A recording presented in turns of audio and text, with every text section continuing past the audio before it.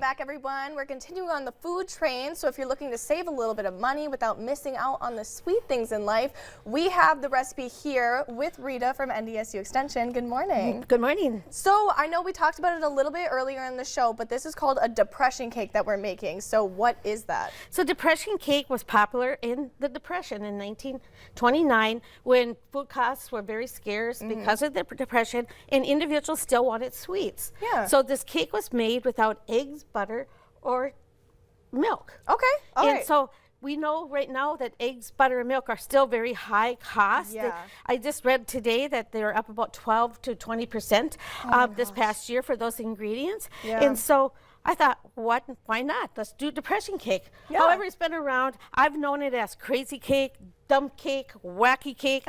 So it has all kinds of different recipes. Yeah. They basically all have the same ingredients, a little bit difference in amounts. So let's go ahead and make this cake. Okay, yeah, perfect. So Julian's going to mix the dry ingredients. All right. It's 1.5 cups of flour. All right, lovely. It is 1 cup of sugar. Perfect. A half a teaspoon of salt. Okay. 1 teaspoon of baking soda.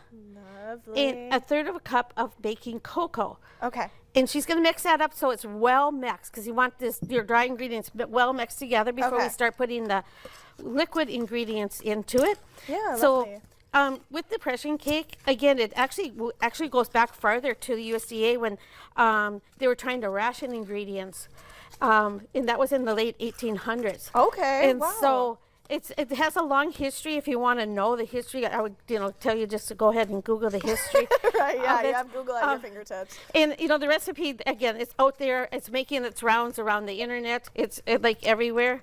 I think that is really good. Okay, perfect. So into our water, we're going to add 1 teaspoon of vanilla. Vanilla, perfect. And then 1 tablespoon of vinegar. Oh, vinegar, okay. And so that's what the ingredient for leavening is. That's what eggs usually do, is leavening. So it's our baking soda and our vinegar. Okay. So that's our leavening agent. And for our butter, it's actually the oil we're going to put in. And 1 cup of cold water. Perfect. So stir that a little bit.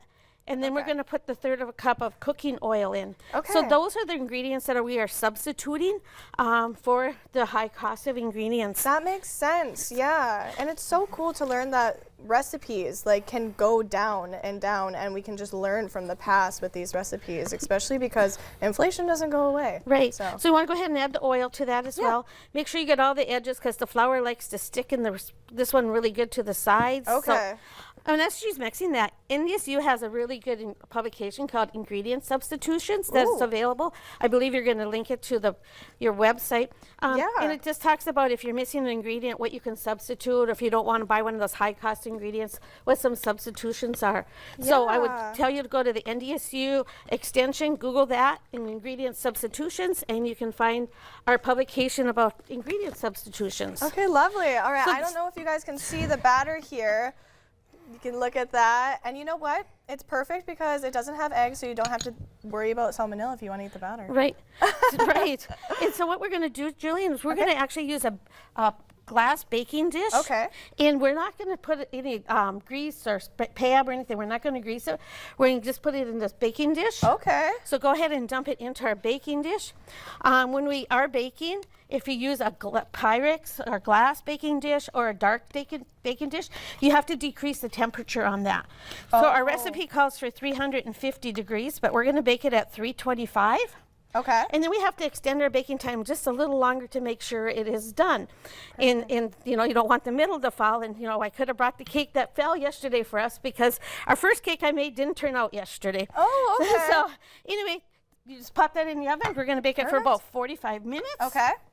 And after that, we have this really nice depression cake. That looks so in depression, they use powdered sugar. Okay. In place of making expensive frosting. Yeah. And there we go. Well, it looks like you have a nice design on there. How did you get that? I just cut paper like a snowflake, and then I used powdered sugar and sprinkled on it. But the piece I have for you, I actually frosted. Okay, perfect. All right, I have to eat this. I know we have to get out of here soon, but I need to try it. Oh, yeah. And it's moist. Mm-hmm. Yep. That is really, really good. So again, depression cake, crazy cake, wacky cake, whatever you want to call it.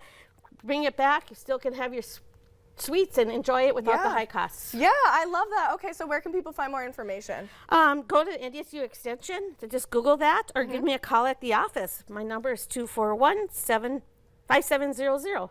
All right, perfect, Rita. Thank you so much for showing us this. And everyone knows you don't have to go and spend an arm and a leg, get milk and eggs. You guys can have a sweet treat on a low budget. So I am so thankful that you showed us that. All right, well, we have Chef Randall back in the kitchen with Devin for Cooking with Cashway, and that's up next.